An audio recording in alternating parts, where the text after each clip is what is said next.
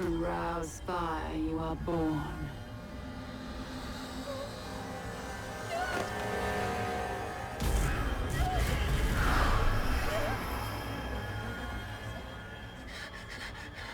One day soon you will reign. Mom?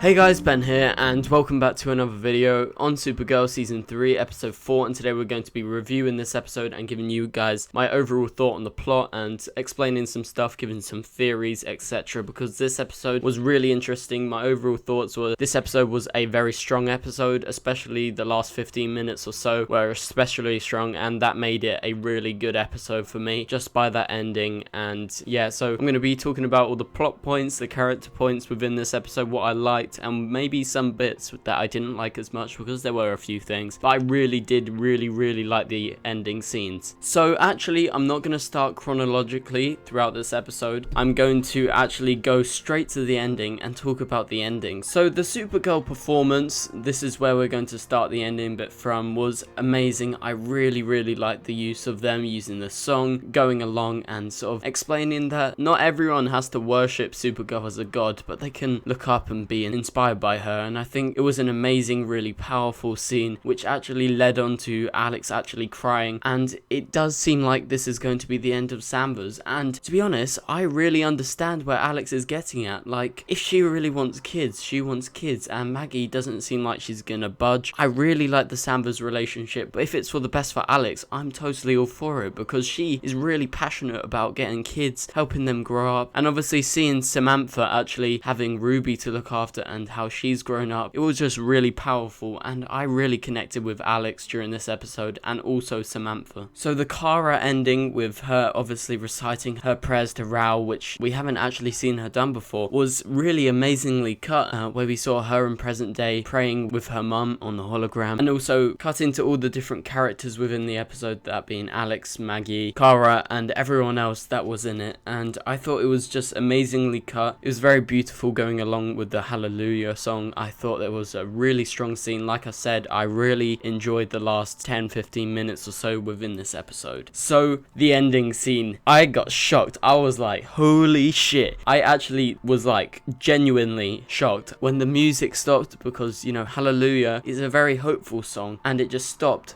and I was like, oh my god, something's gonna happen. She closes the cupboard and she drops something, and it's like bang. And the use of the sound and everything to startle everyone, I'm pretty sure most of you guys probably got startled as well. And she had Kryptonian writing all over her. At first we're like, what is happening? Is she going crazy? Is she turning full on rain here? And then Samantha turns around. Before she turns around, we hear breathing and some muttering, and I was like, oh my god, this is creepy. I really like this. And we see a woman who is most likely one of her makers, because she's dressed in a very similar way to the people Annable we saw at the end of season 2 actually looked like straight out of a horror film, and I was so gobsmacked. And she's like, "One day soon you will reign." So the true identity of the other person is this demonic figure, and that's what we saw at the end of episode 1 of season 3, and that is Reign's other figure, like her alter ego version of herself. And so it confirms that because these genetically engineered people from Krypton actually have this dark side to them, this alter ego, and you can tell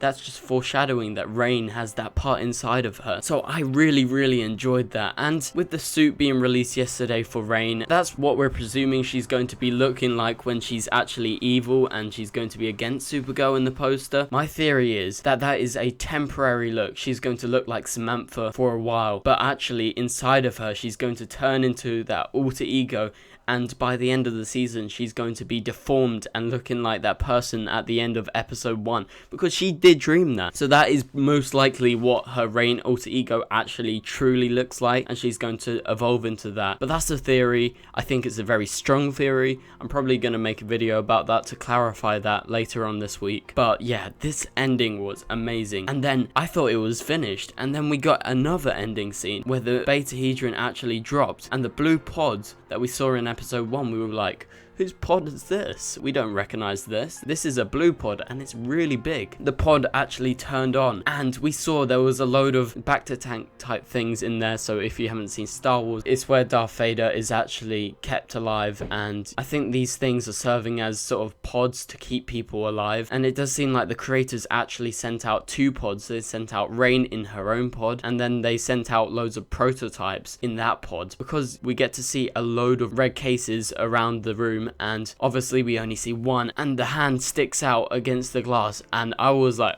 oh my god, they are doing this well, because it's like straight out of a horror film, you know, putting the hand on the glass. That is totally horror film-esque, and I thought that was amazing. There was more than one tank there, so we could be getting like 6 people inside of them, but I'm presuming that most of them are dead, or they haven't fully evolved into what they're supposed to be. So I think only one of them will actually come out, and you know, we will actually see them. So I actually have another theory about those tanks. Obviously I'll go into more detail later in the week when I make a proper video about this, where I have all my notes in in-depth detail. But basically my other theory is that this is a clone of Reign. So that's actually my theory. Like, there's another version of Odette Annable inside that actual pod, and that she's actually going to be coming out later because she was actually created. There's no doubt about it that there's probably prototypes for her, and she was probably the one that actually worked out the best, and that's why they sent her an individual pod and she was able to get loose.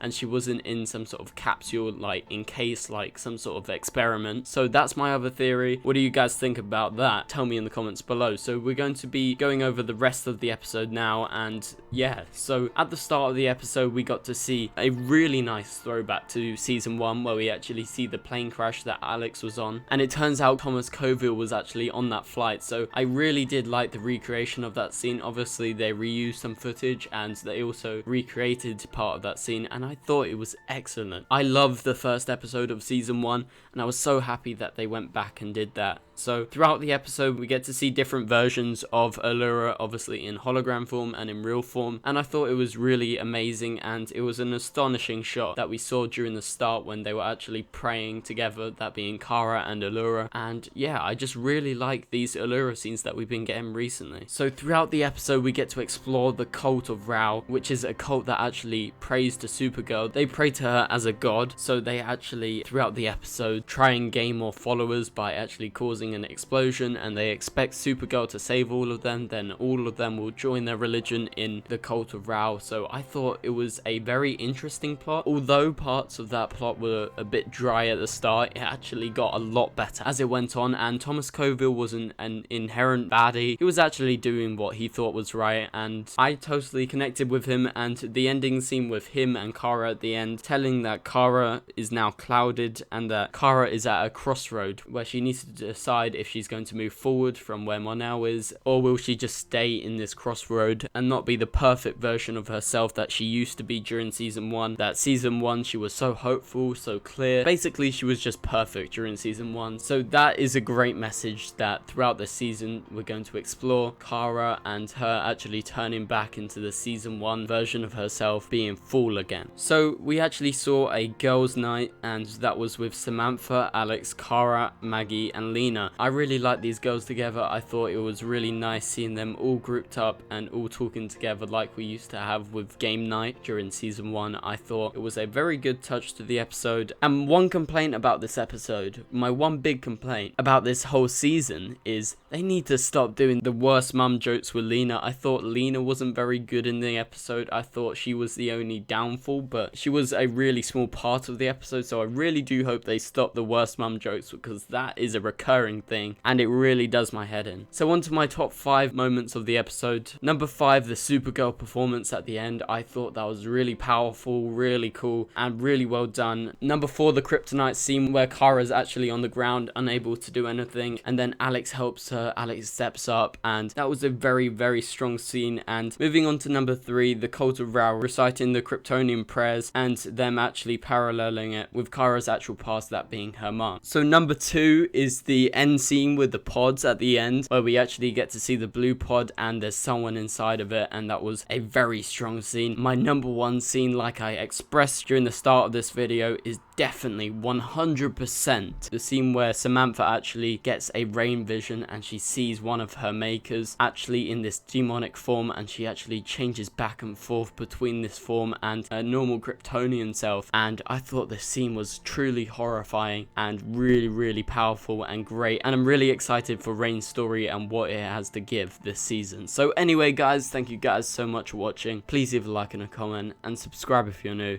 and I will see you guys later. Goodbye.